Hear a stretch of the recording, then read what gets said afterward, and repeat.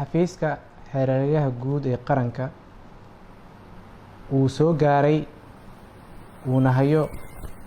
keysas kufsi ah oo 3 ah oo loo geystay gabdho sabi ah oo da'doodu kala tahay 3 jir 4 jir iyo 7 sano jir. falkaas kufsiga ah waxa uu ka dhacay degmooyinka Abgooye iyo Balanbale. kufsigaas loo geystay gabdhaha sabiga ah waa dhaqan Soomaaliya meelna aan ka soo gelin, ummadda Soomaaliyeedna ay xanuun badan dareemayso. waxa uu xafiiska xeer ilaaliyaha marka ay soo gaartay xogta la xiriirsan gabdhaha sabiga ee la kufsaday, waxa uu bilaabay gudashada waajibaadka ka saaran baarista iyo horkeenida eedeysanayaasha maxkamadda horteeda si loogu ciqaabo falka foosha xun ee waxshinimada ah kana fog bini'aadantinimada iyo damiirka hagaagsan ee lagula kacay gabdhahaas 3 ee sabiga ah. xafiiska xeeraryaha guud ee qaranka asagoo gudanaya waajibka saaran waxa uu markiiba faray hay-adaha booliiska iyo hay-adaha baarista in si dhaqso ah loo soo qabto dhammaan eedeysanayaasha ku eedeysan kiiskan. waxa uuna si maalinle ah u hagayaa baarista ay wadaan hay-adahan ku shaqada leh. dad badan baana loo xirxiray oo u xiran keysaskaas, waxaana socota baaristii loogu talagalay taas oo maxkamad lagu horgeynayo. waxaan ummadda Soomaaliyeed halkan uga sheegayaa in xafiiska xeeraryaha guud ee qaranku uu leeyahay qeyb dhan oo qaabilsan dambiyada iyo tacdiyada loo geysto haweenka iyo caruurta, oo ay joogaan xeer ilaaliyayaal iyo howlwadeeno kaleeto oo dhammaantood khibrad iyo aqoon ku filan iyo tababar ku filan u leh baarista iyo horgeynta dambiyada la xiriirsan tacdiyada haweenka, oo dhammaantood la isku wada dhaho SGBV ama GBV. xafiiska xeeraryaha waxa uu uga digayaa odayaasha iyo nabadoonada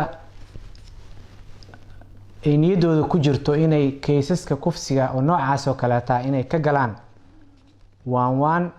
iyo wada hadal iyo wada xaajood. xafiiska marna kama aqbalayo hay-adaha baarista iyo booliiskana wuxuu amrayaa qof kasta oo isku daya in uu farageliyo ama waan uu ka galo ama wada xaajood uu ka galo keysaska noocaas oo kaleeta in la horkeeno maxkamadda si loogu ciqaabo falkaas uu galay. waxaan sidoo kaleeto farayaa waalidiinta dhalay gabdhaha 3 ee sawiga ah ee kufsiga loo geystay in ay ka fogaadaan, aysan aqbalinna fariimaha ka imaanaya dadka odayaasha ah ama nabadoonada ah ee raadinaya dadkii dhibka geystay in ay waan ku dhameeyaan oo si hoose ku dhameeyaan. xafiiska xeeraryaha guud ma aqbalaya arrintaas. odayaasha iyo nabadoonada iyo dadka cuqaasha ay khuseyso hawshan aan ka hadlayana waa inay ka fogaadaan dambiyada haweenka lagula kaco, in aysan geli karin waan iyo wada hadal. waxaan sidoo kaleeto halkan cod dheer uga jeedinayaa warbaahinta iyo hay-adaha ku shaqada leh xuquuqda aadanaha in ay u daayaan baarista iyo horkeenida eedeysanayaashaas maxkamadda horteeda, xafiiska xeer ilaaliyaha iyo hay-adaha baarista, oo ay ka fogaadaan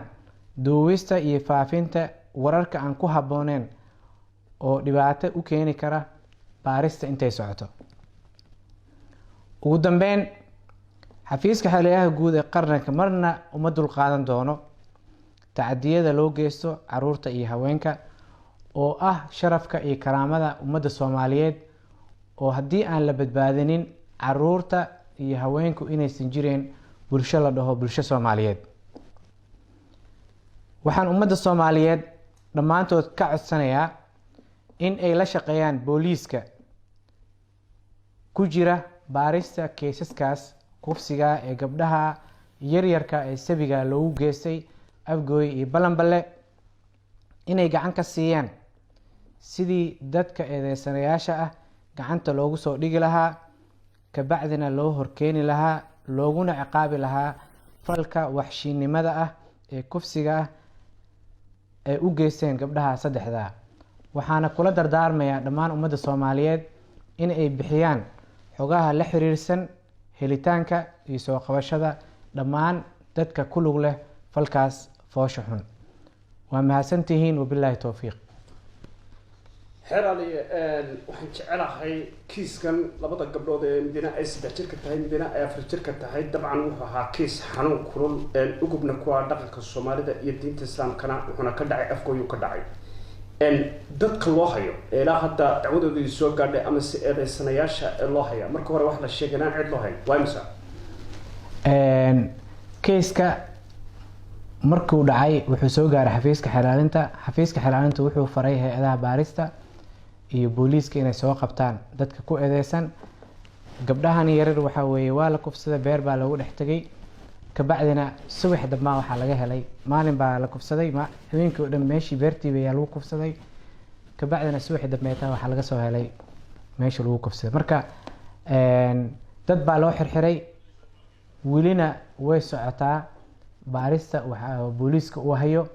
dadkaas eedeysanayaasha nambarkooda markii la soo baarista soo dhameystirmo toban idaacadaha u sheegi doonaa. laakiin waxa weeye dad baa u xirxiran, kuwa kaleetana booliiska ku daba jira oo waa la soo qabanaya.